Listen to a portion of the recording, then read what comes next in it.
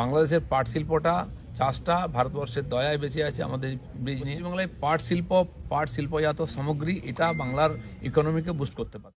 খালি কেন্দ্র সরকারের পাঠানো টাকাটা লুট করা ছাড়া কিছুই করে। এর মতো ইনস্টিটিউট এখানে ICAR এর ইনারা রিসার্চ করে বহু ধরনের জিনিস আবিষ্কার করেছেন, কেমিক্যালস থেকে আরম্ভ করে নতুন নতুন বীজ, এবং ভারতবর্ষে যত বীজ তৈরি হয় প্রায় 4,500 টন বীজ সাপ্লাই হয়, তার 4,000 টন আবার সেরকমই বীজ বাংলাদেশে পাটের বীজ সাপ্লাই হয়। বাংলাদেশের পাট শিল্পটা চাষটা ভারতবর্ষের দয়ায় বেঁচে আছে আমাদের ব্রিজ নিয়ে, এবং ঠিক যেরকম টেক্সটাইল শিল্প হয়েছে বাংলাদেশের অর্থনীতির একটা মেরুদণ্ড, পশ্চিমবাংলায় পাট শিল্পজাত সামগ্রী এটা বাংলার ইকোনমিকে বুস্ট করতে পারত, এখানকার সাধারণ গরিব মানুষের হাতে কাজ দিতে পারত, এখানকার অর্থনীতিকে গতি দিতে পারত। কিন্তু পশ্চিমবাংলা সরকার কোনো চিন্তা নেই, খালি কেন্দ্র সরকারের পাঠানো টাকাটা লুট করা ছাড়া কিছুই করেন না।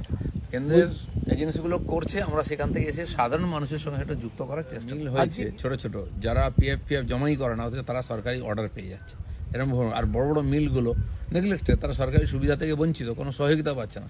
আপনি গঙ্গার দুই পাড়ে, এখান থেকে মুর্শিদাবাদ মালদা অব্দি যেমন জুটের চাষ হয়, ঠিক সেরকম নিচে হাওড়া কলকাতাতে জুটের মিল।